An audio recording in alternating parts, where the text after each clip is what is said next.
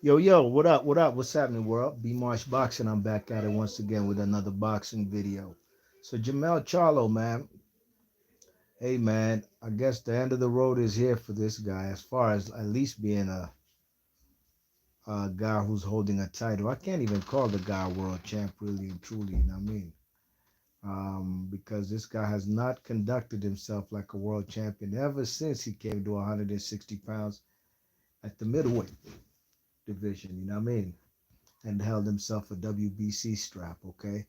Well, Jamel Charlo is going through it again, and apparently he got arrested for a traffic violation. And the traffic violation consisted of a traffic collision, and he was booked in Pearland, Texas, on suspicion of three misdemeanor counts. One is fleeing police, one is driving while intoxicated, and the other is leaving the scene of a car crash. Now, the man Jamel Charlo, um, he's been going through it in the last few years. This guy has not fought. He hasn't fought. He's fought like one fight in the last 3 years, and that fight was at a catchweight when he fought the man. Is it Jose Benavidez at a catchweight? You know what I mean? Now, Jamel Charlo, apparently he's also going to be stripped. He's going to be stripped of this WBC strap that he's held and fought nobody in as many years as he's been um, holding a WBC strap at 160 pounds. That's the middleweight division. Apparently the man crashed his Lambo and he collided with another vehicle and he got out the vehicle and started arguing with the guy that he crashed into. And then he left on the scene. He left the scene with his vehicle, but then he got caught up by police at a red light about 1 mile away after he got into an argument with the person he hit. So Jamel Charlo, man, not only has he been gotten into this little fender bender situation, well, the WBC's tired of it. You know what I mean? The guy ain't fighting. He ain't defending himself. Excuse me. He ain't defending his straps. So the WBC done what everybody been calling for. At least those who ain't no Charlo nut riders or Charlo defenders. Man, we've been wanted this guy to be stripped. You know what I mean? The division is weak as F for a while. He ain't fighting no Demetrius Andrade when Boo Boo Andrade was at 160 pounds. He ain't trying to unify with nobody. Nobody, none whatsoever. And I'll keep it tall with y'all, man. At 154 pounds, this dude was by far the best Charlo. He was way better than his brother, you know what I mean? His jab was monstrous, you know what I mean? Type of jab that was knocking fellas out. And he looked like he was going to be the better brother. The bigger Charlo, as they called him, you know what I mean? But now the WBC have done what everybody has wanted them to do, and that's to strip the man. The guy that wasn't even trying to fight the interim champion, Carlos Adames. Now, Carlos Adames now has been elevated from interim middleweight champion with the WBC, and he's been elevated now to the full champion. And of course, this comes after development of what the man Jamel Charlo got into as far as getting into his little fender bender where he got them three misdemeanors. And he also got locked up, and I think he had to get bailed out on 9 G's or something. You know what I mean? Sounds like a lot of money for misdemeanors. I don't know. Um, the WBC released a statement on Tuesday saying that's the day, quote, no, excuse me, today's Wednesday. Quote, the WBC has provided and will continue to do as much as possible to support Jamel Charlo during his difficult times with regard to mental health. The WBC Board of Governors has decided to confirm Carlos Adames as the WBC reigning middleweight champion as he is being elevated from interim champion to WBC world champion. The WBC will closely work with PBC in securing the best course of action to attend to Jamal Charlo's needs at this moment in time. After a thorough evaluation of the situation and understanding of the facts and times, the WBC may rank Jermall in super middleweight.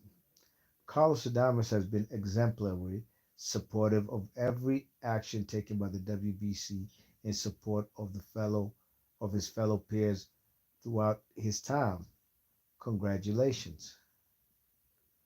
End quote. So that's the WBC statement they released. Um, Basically, still trying to pamper this guy. This guy owes the WBC owes this guy nothing. Look, this guy's been going through it, and really and truly, at the rate he's going, this guy is going to be a broke athlete sooner than later, and he might harm and or off himself sooner than later if people are not careful. This is the same guy who was making that had that little video.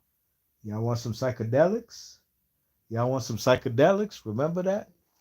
It's not a good look, man. His wife been taking him through the torture chamber, taking him through the ringer, you know what I mean? I don't even know if they still married, but we've seen a lot of I don't want to say domestic anything. I don't know him to have been put hands on the girl. But as far as toxic behavior from her, you know what I'm saying? She's the same one who got her ass whooped. Jamal Charlo's wife got her ass whooped by Jamel Charlo's wife or girlfriend. Beat the dog shit out of her. What's his name? Caleb Plant slapped the shit out of this guy and he ain't do nothing. He just ate that joint and he looked like he wanted to cry. I don't know what this guy's going through, man, but I'm very concerned about the guy, you know what I mean? Really and truly. I'd hate to see this guy hurt himself and or off himself because he's going through some kind of depression, wicked depression. This guy's probably a alcoholic at this stage of his life, and he's only 33. He still has a lot of boxing left in him. His depression and his manic depression attitude and how he's been carrying himself, he cost himself a whole cannoli fight, man. Can you believe that shit? He cost himself a whole cannoli fight. Cannoli had to pick the little brother rather than Jamal Charlo, because you already know. Cannoli would get no props, no credit, none whatsoever if he beat up a guy who's damn near lost his mind on some Jermaine Taylor type shit. You know what I mean? So now this guy hasn't fought no Erislandy Lara. The Charlos would never fight that guy, even when they was all champions at 154 pounds. He ain't fight no Triple G. He ain't fought nobody, dogs. And it's quite sad, you know what I mean? The Charlos was in this game to get that paper. That's about it. You know what I mean? That's all they was concerned with, not really legacy. Because if they were concerned about legacy, Jamal Charlo would never have let that fight versus Cannoli slip through his fingers. And also that Jamal Charlo, them fellas came for a whole paycheck. They didn't go out on his shield. This guy ran the whole time. I had predicted he's going to quit at some point or take a knee, and that's exactly what he did. So you could see through these guys, you know what I mean? I seen a video about a week ago with Jamal Charlo talk FaceTiming Chad Ochocinco Johnson, former wide receiver for the Bengals, maybe Dolphins, little stint with the Patriots, whatever. The guy will be with Shannon Sharp doing that late night nightcap show that they do. They was talking on the FaceTime.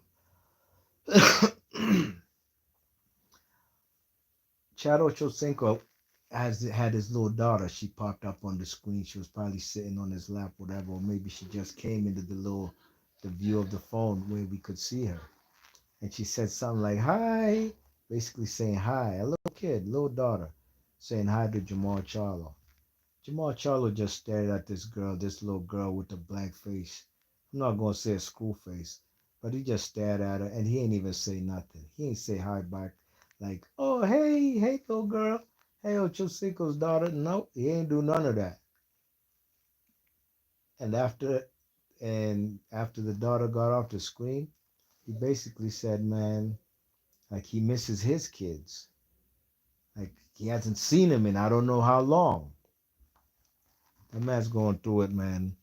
And he need to do something, man. He need to do something. Go to rehab. Do something. Forget this boxing shit. You wasn't doing nothing in boxing anyways. Forget about it. Go get yourself together before you lose all them Lambos, that big mansion. You see now them fellas living large over there in Texas. These guys could lose it all. Could lose it all. You don't fight. You're not active. That's where your paychecks come. Even if you fight once a year, it's not looking good, man. So Carlos Adames has been elevated now to the WBC full-time champ. And he wrote on his social media, quote, remember that God's timing is perfect, end quote. Adames is 23-1 with 18 KOs. He beat the dog shit out of J. Rock Williams in his last fight. Charlo's still undefeated with a perfect record at 33-0 with 22 KOs. But don't let that record fool y'all, man. He's been fighting a whole bunch of tomato cans in the last few years. He never even tried to make a unification with what's the guy who owns the WBC and the IBF? What's his name? Uh, Johnny Beck. He ain't never unified with Johnny Beck. He ain't do nothing. So congratulations to the man Carlos Adames. Jermall Charlo was ducking you for the longest. Excuse me. It's only right the WBC had to do what they had to do. It took him long enough. The man has fought one fight in 3 years. And that was against a guy who competed at 140, 147 pounds for a catch weight at over 160. Man, Charlo, get yourself together, my boy, because it's not looking good for you, man. And we don't want to see another athlete who had it all, had the world in the palm of his hands, just lose it due to depression, alcoholism, or maybe his woman getting into his head to the point he don't even know himself.